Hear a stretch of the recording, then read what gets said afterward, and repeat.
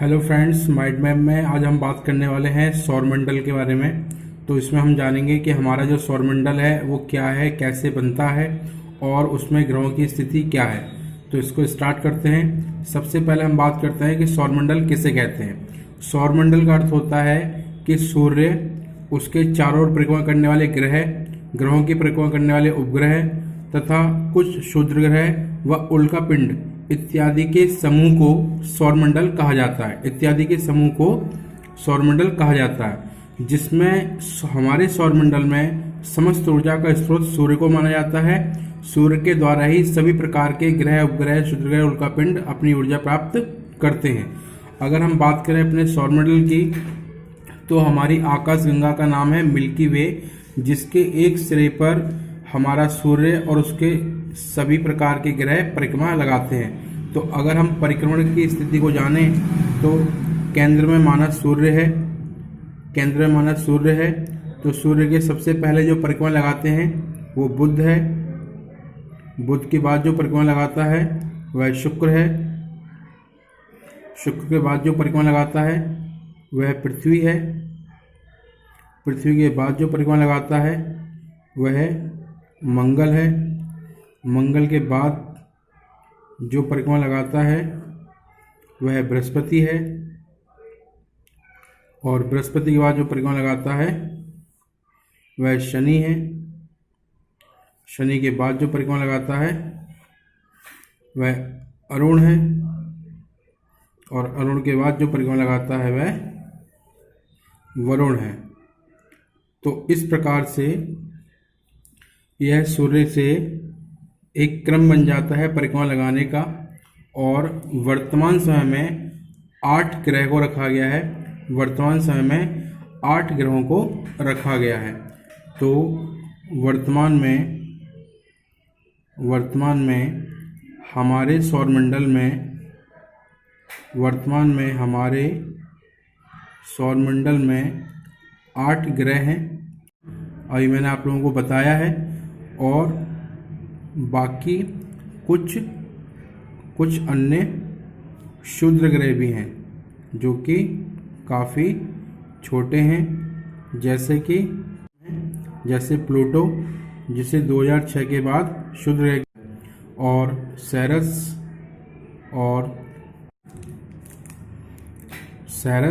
और चेरॉन।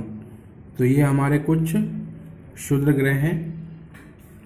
इसके अलावा अगर हम बात करें अपने ग्रहों की, तो इन सब की अपनी अपनी कुछ विशेषताएं हैं। उन विशेषताओं के बारे में जानते हैं। सर्वप्रथम बुध की अगर हम बात करें तो यह सूर्य के निकट है। सूर्य के निकट होने के कारण यह अत्यधिक गर्म है। इसके साथ साथ इसका अपना कोई उपग्रह नहीं है। उपग्रह उन्हें कहा जाता है जो ग्रहों की परिक्रमा करते हैं। इसके साथ साथ शुक्र जो है इसका भी अपना कोई उपग्रह नहीं है।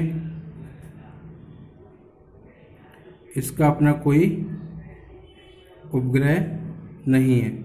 और इसे भोर का तारा कहते हैं क्योंकि यह काफ़ी चमकीला होता है। इसके साथ साथ पृथ्वी जो है यह इन सभी ग्रहों में एकमात्र ऐसा ग्रह है जहाँ जीवन संभव है। इसके साथ साथ यह अपने अक्ष पर झुका है। और इसी कारण से यहाँ पर ऋतु परिवर्तन होता है। और इसका एक उपग्रह है जिसका नाम है चंद्रमा पृथ्वी का उपग्रह है। इसके साथ मंगल है। इसको लाल ग्रह भी कहते हैं क्योंकि यहाँ पर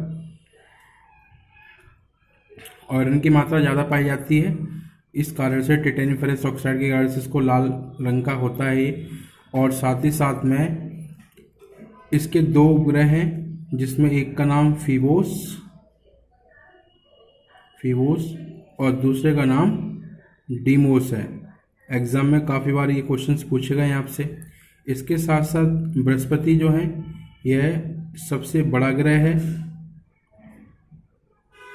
सबसे बड़ा ग्रह माना जाता है इसको, और इसके साथ साथ सबसे बड़ा ग्रह माना जाता है इसको, और सबसे बड़ा ग्रह मानने के साथ साथ इसके 67 उपग्रह हैं। 67 उपग्रह हैं, जो कि सभी ग्रहों में सबसे ज़्यादा उपग्रह वाला ग्रह है। इसके साथ साथ शनि जो है, यहाँ पर वलय पाए जाते हैं, यहाँ पर वलय पाए जाते हैं, और वलय पाने के साथ साथ इसके 62 उपग्रह हैं। 62 उपग्रह हैं। इसके साथ साथ अरुण जो है, इसके 27 उपग्रह हैं। 27 उपग्रह हैं, और जो वरुण है इसके 13 उपग्रह हैं। उपग्रह मतलब जो ग्रह की परिक्रमा लगा रहा है, ऐसे पिंड। इसमें साथ साथ एक बात जानने लायक है, वो ये है कि मंगल और बृहस्पति की ये जो कक्षा है, इस कक्षा में छोटे छोटे पिंड पाए जाते हैं, जिन्हें हम क्षुद्र ग्रह कहते हैं। क्षुद्र ग्रह कहते हैं। तो ये छोटे छोटे पिंड हैं, जबकि ये जो छोटे छोटे ग्रह हैं, इनको बौने ग्रह कहा जाता है। जबकि ये जो हमारे छोटे छोटे ग्रह हैं, इनको बौने ग्रह कहा जाता है। जैसे प्लूटो, सेरस, चरोन, ये हमारे सभी, या यूवी 313, ये चारों हमारे बौने ग्रह की श्रेणी में आते हैं। जबकि मंगल और बृहस्पति की कक्षा में पाए जाने वाले छोटे छोटे पिंडों को क्षुद्र ग्रह कहा जाता है। इसके साथ साथ अगर हम बात करें कि इन सभी ग्रह के द्वारा सूर्य की परिक्रमा कितने समय में कर ली जाती है, तो बुध 88 दिन के अंदर परिक्रमा लगा लेता है। वहीं शुक्र 224 दिन 7 घंटे में परिक्रमा लगा लेता है। पृथ्वी 365 दिन 26 दिन में परिक्रमा लगा लेता है। मंगल 687 दिन में परिक्रमा लगा लेता है। बृहस्पति 11.9 वर्ष में परिक्रमा लगा लेता है। शनि 29.5 वर्ष में परिक्रमा लगा लेता है सूर्य की। अरुण 84 वर्ष में सूर्य की परिक्रमा लगाता है। वहीं वरुण 164.8 वर्ष में सूर्य की परिक्रमा लगाता है। तो इस प्रकार से सभी ग्रहों के द्वारा सूर्य की परिक्रमा कितने कितने समय में लगाई जाती है, और प्रत्येक ग्रह की क्या विशेषता है, और इसके कितने उपग्रह हैं, ये हम अभी तक जान चुके हैं। इसके साथ साथ बौने ग्रह क्या होते हैं, ये हम जान गए, और सौरमंडल का क्या अर्थ है, ये भी हम जान गए। इसके साथ साथ क्या होता है कि यहाँ पर एक प्रश्न और आता है कि ये उल्का पिंड या धूमकेतु क्या होते हैं। उल्का पिंड या धूमकेतु क्या होते हैं? तो धूमकेतु जो हैं, ये गैस और धूल के कण हैं। गैस व धूल के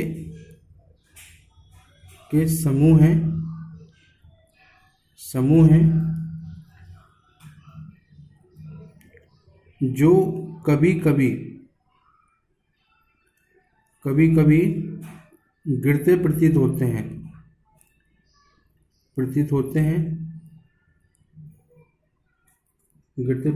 हैं,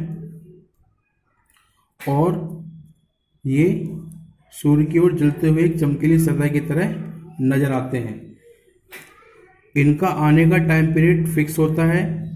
लास्ट टाइम हेले नामक घूमकेतु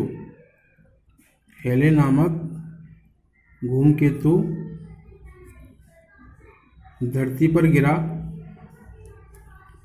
पर गिरा, और यह 1986 की घटना है। 1986 घटना है। इसके साथ साथ प्रत्येक 76